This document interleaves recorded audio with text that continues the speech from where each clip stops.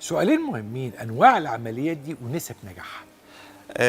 خلينا طبعا نتكلم طبعا اولا عن نسب النجاح، لان دي حاجه دايما الناس بتسال فيها. اولا عمليات تصحيح الابصار دي تعتبر من اعلى العمليات امانا بالنسبه للالكتيف سيرجرز. الالكتيف سيرجرز مش مجرد في جراحه العيون بس، لا ده الالكتيف سيرجرز عموما. فطبعا دي من اعلى. خلينا نفهم الناس يعني ايه الالكتيف. العمليات يعني العيان رايح يعملها مش مضطر. لا فلازم يبقى منتهى الامان 100%، نسبه 100% تقريبا. فهي دي طبعا نسبه كبيره جدا. تاني حاجه بقى شويه ارقام ممكن نتكلم فيها. ان من ساعه ما اخترعوا عمليات تصحيح لحد النهارده تقريبا في امريكا حوالي 10 مليون واحد عمل العمليه. لغايه دلوقتي سنويا حوالي 700 الف بيعمل عمليات تصحيح ابصار بالليزر. والنسب دي برضو في امريكا وفي انجلترا وفي اوروبا.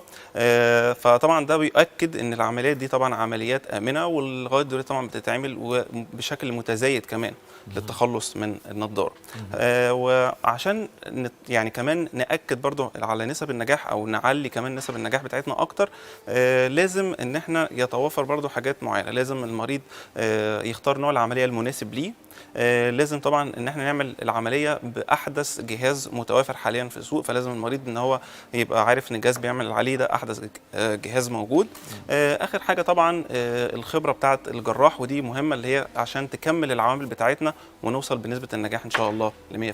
الخبره التي تتضمن التخصص، لان الخبره تشمل ان انا اكون هو ده شغلي، هو ده حاجتي. لانه على فكره ما بقاش دلوقتي في حاجه اسمها دكتور العيون بتاع كله، مفيش الكلام ده. بقيتوا انتوا تخصصات جوه التخصص. بالظبط.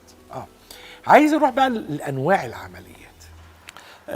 طبعا دلوقتي في عمليات يعني كتيره جدا لتصحيح الابصار، وبيبقى دور طبيب العيون ان هو يختار للمريض العمليه المناسبه ليه. ففي طبعا في عمليه الليزك التقليديه، وفي عمليه الفيمتو ليزك، وفي عمليه اسمها الليزر السطحي، وفي عمليه الفيمتو سمايل. احدث عمليات موجوده دلوقتي هم طبعا عمليه الفيمتو ليزك والفيمتو سمايل.